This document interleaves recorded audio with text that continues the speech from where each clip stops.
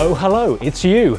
Welcome back to our beautiful garden and the last in the series on the UK election just around the corner on June the 8th. Now look, we've talked about immigration, we've talked about education, healthcare, the economy, housing, and finally we just have to talk about Brexit.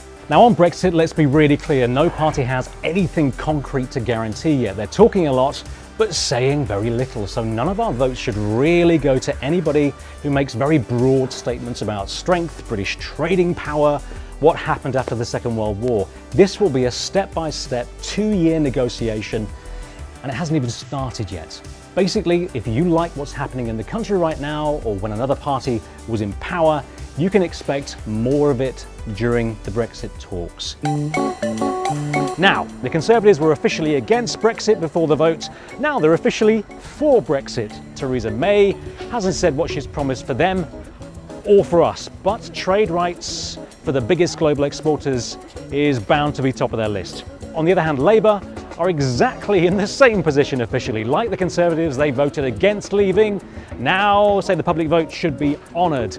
Unlike the Tories, they want MPs to have a final say on the deal, and they're guaranteeing not to throw out EU citizens once Britain breaks from the EU. They do want closer working relationships with the EU from outside and say they'll bring a lot of Europe's laws into British law.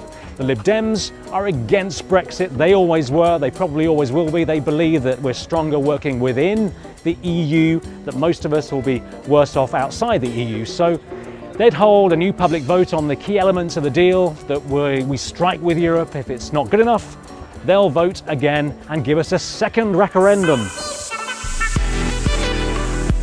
Okay, you can find out much more from each party's website if you so choose. They are making pledges, but there are really no guarantees on what they'll be able to do as things stand. But before we go, let's find out where we are in the world with foreign policy. Now, here's a really good place to start for more information. It's Chatham House. If they talk about these issues, you know they're thinking more widely than just getting in at the next election. So number one, Trident nuclear weapons. What will each party actually do on the nuclear deterrent? North Korea. Donald Trump says he's turning his attention to the country that could have launchable nuclear weapons in a few years' time, but there's precious little from us so far. The Middle East, obviously there's so much happening here that affects us nearly every day when we hear the news. The continuing operations against ISIS are never far from our minds. Syria, Iran, Iraq and Afghanistan, really important to look at there.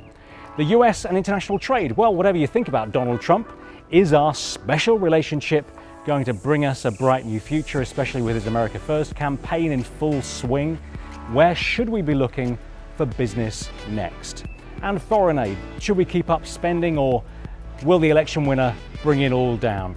Whatever you believe, these are things happening right now around the world that our politicians should all be clearing up for us if they're claiming to be a voice of reason or calm in the world. Okay, so finally it's time to go. How do we vote? Well, even if, like many of us, you've heard enough politics for a while, still this could be the most important 15 minutes on your way to work or back from the shops that you spend in 5 years. It's now too late to register, but you can find out all about how to vote at yourvotematters.co.uk. Well, that's it from us. We've given you as many of the facts as we can fit into our 5 minutes in the run-up to this election, but it is time to go. If you can, share our videos, check out the issues for yourself and the links, and we'll see you on the flip side. Until then, all the best, vote well, take care.